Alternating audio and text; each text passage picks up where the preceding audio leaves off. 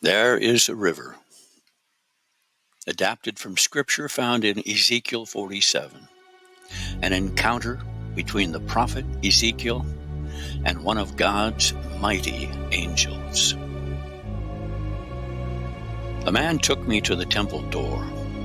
I started to ask him whatever for, but then I saw water trickling from under. What is all this, I wonder? Just a trickle did I behold, bubbling up from neath the threshold. He said, "Follow me, and you will see."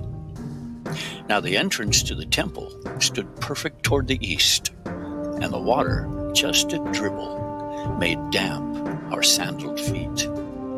Neath the south side of the temple, it hardly made a ripple, but it meandered toward the east. Then he led me through the northern gate, and around to the outer and toward the east. Water bubbled forth as well. The flow was toward the south. He said, "What are your thoughts, Ezekiel?" But I opened not my mouth. Then he said, "Come, friend, let's walk." And so we, as it trickled, followed that slight flow eastward. As we walked and talked, the trickle began to grow. Now he held in hand a measuring line. Where it came from, I don't know, but he measured off 1/3 mile along that shallow, meandering flow. Stretched out in front on either side was lifeless along our trail. Barren, dusty, plain, and wide, and in some places, shale. He said, "Step into the water, go across." Would you say it's flowing? Why, it's ankle deep. I was at a loss. Not only that, I cried, but it's growing. Look behind, friend, at the banks. Tell me what you see.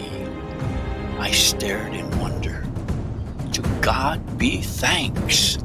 Lush grasses, greenery. Is this mirage? Am I in a dream?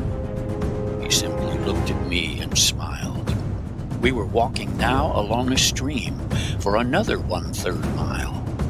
I looked behind from whence we'd come. Nothing back there looked the same. I saw flowers, grasses, even trees. We crossed once more. 'Twas to our knees. We walked further toward the east. The waters, yes, they did increase. And when we'd reached 1/3 mile, my friend and I, we stopped a while. This water shall persist to flow. Through desert places it shall go, through the Jordan Valley to the east, all the way to the Dead Sea. We then, my friend and I, crossed, swirling water to my thigh. Did you think this may yet be a dream?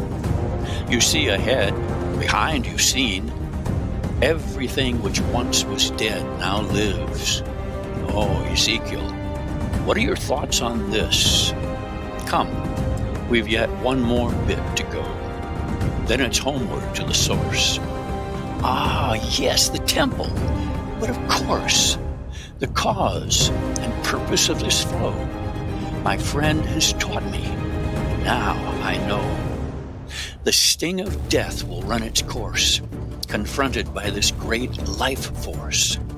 And so, on our journey, 1/3, I walked amazed without a word. The flow by now a roaring current, no way to ford this raging torrent. Ah, my friend, are you impressed? Inside I quaked and answered yes.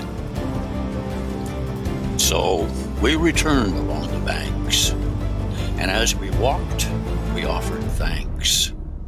Now trees were standing, yielding fruit, where just before, ne'er trunk nor root, where not a blade of grass did shoot. Life-giver, this mighty river. You saw the flow from whence we came.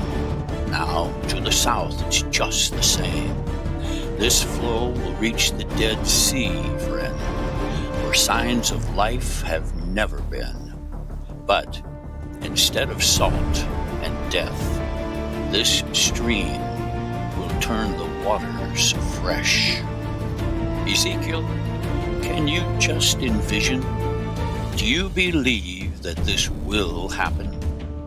Anything this river touches will be healed. Completely real. No fable, friend. From En-Gedi to En-Eglaim, fishers will stand along the shore, nets spread out like ne'er before, fishing waters now completely teeming. Where the river flows, it brings new life. Fruit trees grow on either side, from the temple, yea, to far and wide. And the leaves, they will be for healing. Now, Ezekiel, my friend, I'll give you my iron pen. You write it down from start to end, with ardor, zeal, fervent feeling. Spare no tittle, spare no jot, and do my best. I have not